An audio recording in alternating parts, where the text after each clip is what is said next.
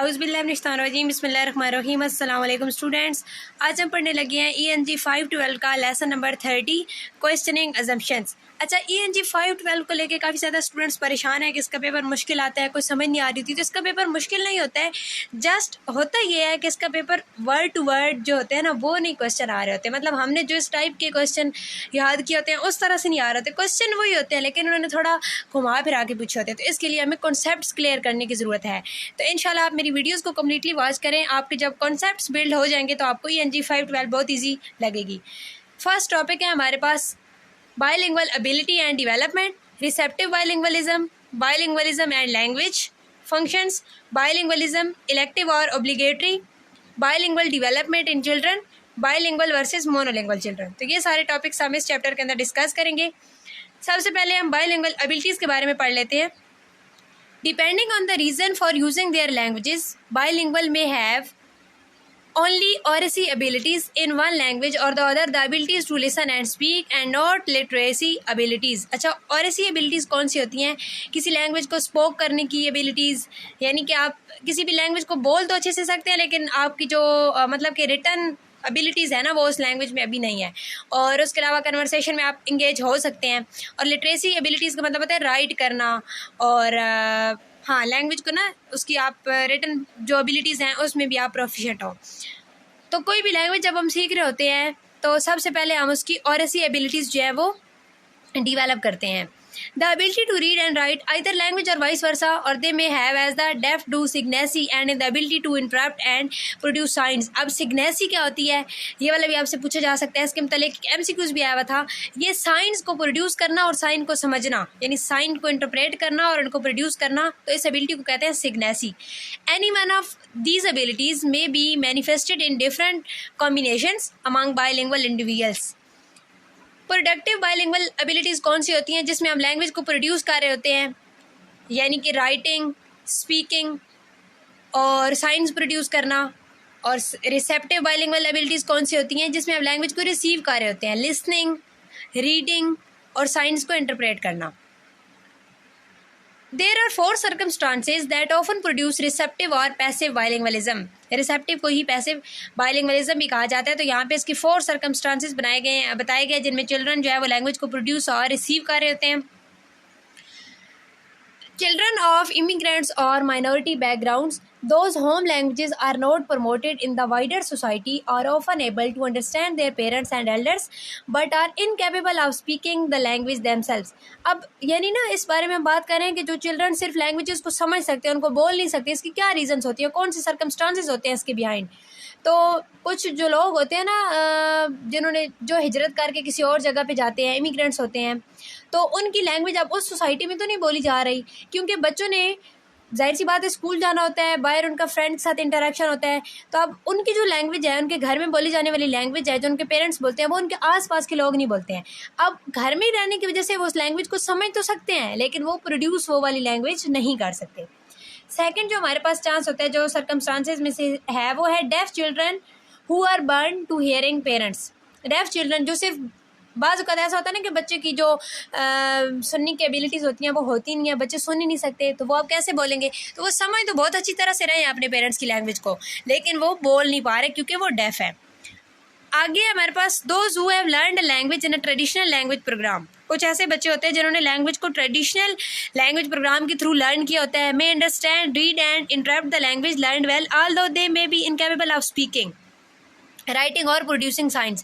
Scholars of extant language also have biliteracy skills but may never be positioned to develop oracy in the language but they have never heard।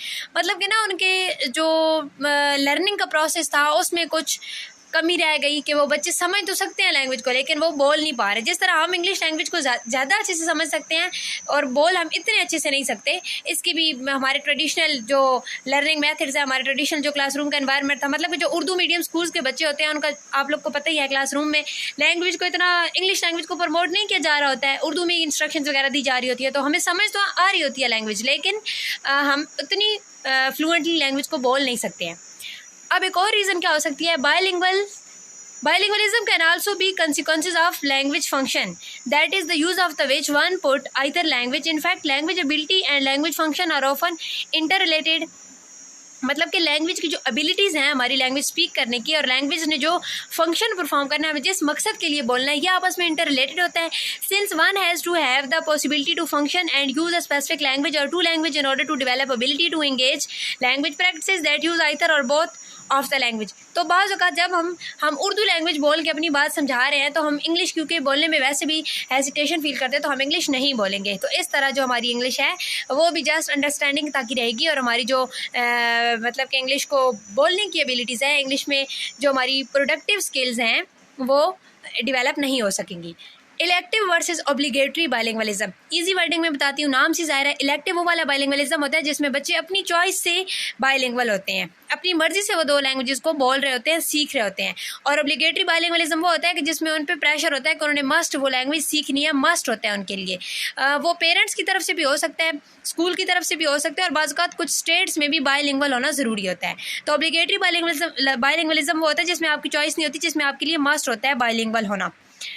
Some individuals choose to develop bilingual abilities, often the result of studying the language in a school or through personal effort. This is their bilingualism is optional. This type of bilingualism has been referred to as elite bilingualism by Fishman. अभी जो elective bilingualism है ना, इसको Fishman ने elite bilingualism का नाम भी दिया, तो ये भी MCQs में आ सकता है। And elective bilingualism by Valdis and Toga. Other individuals are forced to develop bilingual abilities. That is, their bilingualism is obligatory. For example, immigrants अब जो है जो इमिग्रेंट्स हैं, कोई हिजरत करके किसी और कंट्री में चले गए हैं तो वहाँ पे अब उन्होंने कम्युनिकेट करना है वहाँ के लोगों से, तो वहाँ उनको फिर वहाँ जाके उनकी लैंग्वेज को लर्न करना उनके लिए मस्ट होगा, ऑब्लिगेटरी होगा, उनके लिए कोई चॉइस नहीं, क्योंकि उन्होंने वहाँ पे रहना है, उन्होंने कम्युनिकेट करना है। And minorities who are forced to learn and use only language practices that are not those of them, hence they are obligatory bilinguals. तो ये जो होते हैं ना, ये ऑब्लिगेटरी बाइलिंगुअल्स होते हैं और इनको सर्कमस्टेंशियल बाइलिंगुअल्स भी कहते हैं। सर्कमस्टेंशियल है यानी उनको सर्कमस्टांसेस की वजह से बाइलिंगुअल होना पड़ रहा है। आगे मेरे पास है चिल्ड्रन बाइलिंगुअलिज्म डेवलपमेंट। चिल्ड्रन की जो बाइलिंगुअल डेवलपमेंट है वो किस तरह से होती है, उस पर कौन कौन से फैक्टर्स असरअंदाज हो रहे होते हैं। There are initiatives now in several parts of the world that offer encouragement to become bilingual, whereas in other there is still often discouragement and denigration। अच्छा, यानी ना दुनिया के कुछ ऐसे हिस्से हैं जहाँ पे बाइलिंगुअल होने को प्रमोट किया जाता है, इनकरेज किया जाता है और ऐसी प्रैक्टिस होती हैं, ऐसे उनके पास स्ट्रेटजीज होती हैं कि बच्चे जो हों वो बाइलिंगुअल्स हों। तो कुछ इसके बरक्स कुछ ऐसी भी कंट्रीज़ है जहाँ पे बाइलिंगुअल होने को डिस्करेज किया जाता है। डिस्करेज क्यों किया जाता है? क्योंकि वहाँ के टीचर्स को, वहाँ के जो पॉलिसी मेकर्स होते हैं उनको ये लगता है कि अगर बच्चे एक वक्त में दो लैंग्वेज सीखेंगे या वैसे अगर एक लैंग्वेज के बाद वो दूसरी लैंग्वेज सीखेंगे तो उनकी जो सेकंड लैंग्वेज है उनकी फर्स्ट लैंग्वेज को पे असरअंदाज हो सकती है। तो इस वजह से भी वो डिस्करेज करते हैं second being a bilingual. Acquisition of an additional language is distinguish from learning another language. अब यहाँ पे इन्होंने एक्विजिशन और लर्निंग में डिफरेंस बताया हुआ है। एक्विजिशन यहाँ इस चीज़ को रेफर करता है कि आप किसी भी लैंग्वेज को अनकॉन्शियसली लर्न कर रहे हो अपनी फैमिली के साथ, मतलब उठ बैठ के, या जिन लोगों के साथ आपका उठना बैठना है, मतलब कि ना आप अनकॉन्शियसली लर्न कर रहे हो। स्पेसिफिक क्लासरूम के अंदर जिस तरह लर्निंग हो रही होती है एक फॉर्मल वे में, उस तरह से नहीं, और लर्निंग एक फॉर्मल वे में होती है जिस तरह क्लासरूम में होती है। Most people who acquire a language develop oracy first, यानी जो लोग ना लैंग्वेज को एक्वायर कर रहे होते हैं ना, लर्न नहीं, एक्वायर की यहाँ पे बात हो रही है, तो वो फर्स्ट पे ओरेसी यानी कि लैंग्वेज को बोलने की जो स्किल्स है, स्पीकिंग स्किल है, वो उनकी पहले डेवलप होती है। The term learning as a second language is used to indicate the study of the language is done in a school or other formal setting. Another important concept is whether children became bilingual either simultaneously acquiring two languages more than or less at the same time in the home or sequentially। अच्छा, अब यहाँ पे bilingual children जो हैं उन पे वो दो तरह के होते हैं। एक वो होते हैं जो कि साइमल्टेनियसली बाइलिंगुअल होते हैं। साइमल्टेनियसली मतलब कि एक वक्त में उन्होंने दो लैंग्वेज सीखी हैं, घर में वो एक लैंग्वेज सीख रहे हैं और एक लैंग्वेज वो स्कूल में सीख रहे हैं। या हो सकता है उनकी जो अम्मी है उनकी मदर टंग कोई और हो, उनकी अम्मी कोई और लैंग्वेज बोलती हो, और जिस तरह इंटर मैरिजेस में भी होता है ना, यानी पेरेंट्स में से दोनों की लैंग्वेजेस डिफरेंट होती हैं तो बच्चे दोनों लैंग्वेजेस एट अ टाइम सीख लेते हैं। और दूसरा होता है साइमल्टेनियस सीक्वेंशियल बाइलिंगुअलिज्म। सीक्वेंस में पहले आपने फर्स्ट लैंग्वेज लर्न कर ली, मदर टंग लर्न कर ली, उसके बाद आप स्कूल गएंगे और वहाँ पे जाके आप सेकंड लैंग्वेज लर्न करते हैं, या आप स्कूल में और घर में एक लैंग्वेज लर्न करते हैं, फिर आपको किसी बिजनेस पर्पज़ के लिए, किसी यूनिवर्सिटी में एडमिशन लेने के लिए आपको कोई और लैंग्वेज इंग्लिश जो है वो लर्न करनी पड़ती है। तो आपने एक के बाद दूसरी लैंग्वेज लर्न किया तो उसको कहेंगे sequential bilingualism. The milestones of the bilingual development and their timing are the same as those for monolingual children. यानी इनका प्रोसेस ना सेम ही होता है कि आप एक लैंग्वेज लर्न कर रहे हैं एक वक्त में या 2 लैंग्वेजेस लर्न कर रहे हैं। मतलब कि ये इसके बारे में कोई फैक्ट्स नहीं है कि आपकी जो सेकंड लैंग्वेज है उसकी लर्निंग आपकी फ़र्स्ट लैंग्वेज पे असरअंदाज हो सकती है। उसका यानी कोई नेगेटिव असर नहीं होता। हाँ, ये होता है कि बच्चे जो ट्रांस लैंग्वेजिंग है ना वो स्टार्ट कर देते हैं और मिक्सिंग स्टार्ट कर देते हैं। यानी उनकी जो कन्वर्सेशन होती है उसमें 2 लैंग्वेजेस का यूज़ होता है। उनको पता नहीं होता किस सिचुएशन में कौन सी लैंग्वेज यूज़ करनी है। कुछ वर्ड्स वो एक लैंग्वेज से उठा रहे होते हैं, कुछ दूसरे लैंग्वेज से, लेकिन वक्त के साथ साथ वो उनको इस चीज़ का आइडिया हो जाता है। There is no evidence that bilingual children differ from monolingual children except from the fact that they produce mixed utterances in addition to monolingual ones.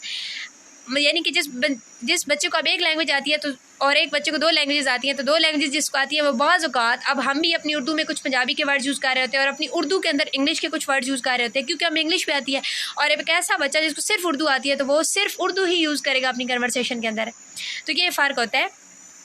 That is, they translanguaging from an early age, and young bilingual children know usually by second year of the life how to make the choice of the whether to use one language or the other. Most important MCQs है, कितने साल की उम्र में बच्चे बोलने से पहले सोचते हैं कि उनको कौन सी लैंग्वेज बोलनी चाहिए। ये वाला क्विज में भी आया हुआ था। तो 2 साल की उम्र में बच्चों को चॉइस यानी कि वो कह रहे होते हैं कि कौन सी लैंग्वेज हमें बोलनी है कन्वर्सेशन में, अगर उन्हें 2 लैंग्वेजेस आती हैं तो। Some children growing up with bilingual input produce only one language. In fact, this is the most common pattern of the interaction between bilingual immigrants' parents and their bilingual children. This seems to offer support for the intentionality model for language acquisition that place agency for the child at the center of the developmental process. I hope so आपको lecture की समझ आई होगी। मैंने try किया है कि full easy wording में आपको कॉन्सेप्ट समझा सकूं। अगर आप चैनल पे न्यू है और जल्दी से चैनल को सब्सक्राइब कर लें ताकि लेटेस्ट अपडेट्स आपको मिलती रहें। बाकी इंशाल्लाह फाइनल टर्म से पहले हम ये सीरीज़ कंप्लीट करेंगे। मिलते हैं नेक्स्ट वीडियो में। दुआ में याद रखिएगा। अल्लाह हाफ़िज़।